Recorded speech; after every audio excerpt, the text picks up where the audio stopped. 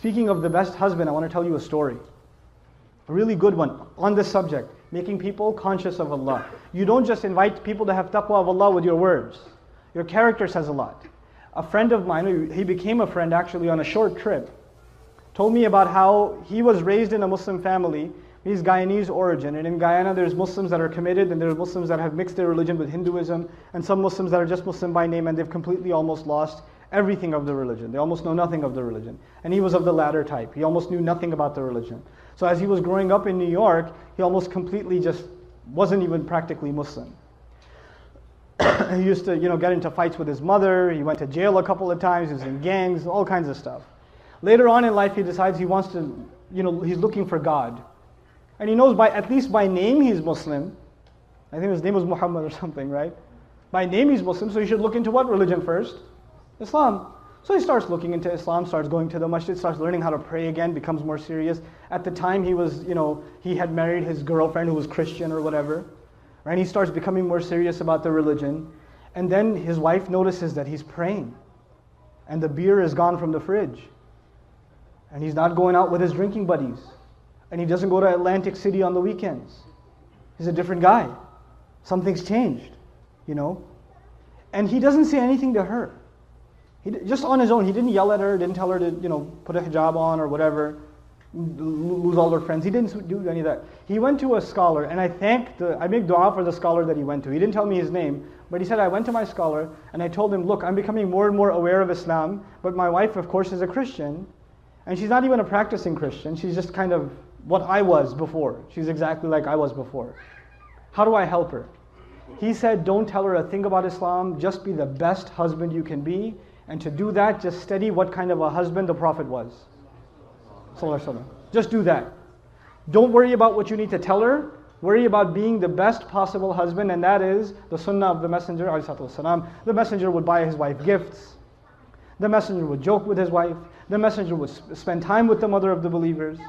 The Messenger would praise and compliment the mother of the believers. He would compliment them. You guys eat the first morsel of food in iftar, like, And the wife says, what? You go, nothing. Right? You drink, some of the desis here drink the first little sip of lassi. Look, I know the economy's bad, but are we really that short on sugar? Or, very painful for you to say a compliment, I understand. But it's a sunnah, guys. Good food. That's amazing. And our wives, the sisters are so used to hearing nasty things from us, that when we say nice things, they get freaked out. Like if the husband just says, you look really nice today. She goes, what do you want? She gets worried, like he's up to, we got to fix that. That's a problem. It can't be healthy. So he starts doing these things with his wife. And in the beginning, he used to argue with her sometimes about Islam and tell her how Christianity doesn't make sense. How can 3 be 1 and 1 be 3? All those kinds of arguments, you've heard them before, right? And none of those would work with his wife. None of them. He's like, no, I'm a Christian and that's it. Jesus is in my heart. Leave me alone. 3 years go by. He stops talking to her about Christianity and how dumb it is or whatever. Stops debating with her. He's just being what he can be as the best husband. And one day he's making maghrib and his wife joins him in salat. And he's in salat. It messes up his salat, right? So he gives, after salat, he looks at her and he goes, what happened? And she goes, what? Nothing. And he goes, no, you have to tell me what happened. And of course she says what pretty much any wife would say, it's complicated. All right?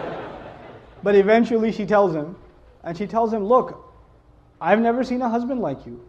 My dad wasn't like that. I've never seen a father like you. The way you are with our child, I've never seen a father be like that. It's so beautiful. This religion can't be wrong. It can't be wrong. This is ittaqullah. You see how aware you are of Allah in your life, right?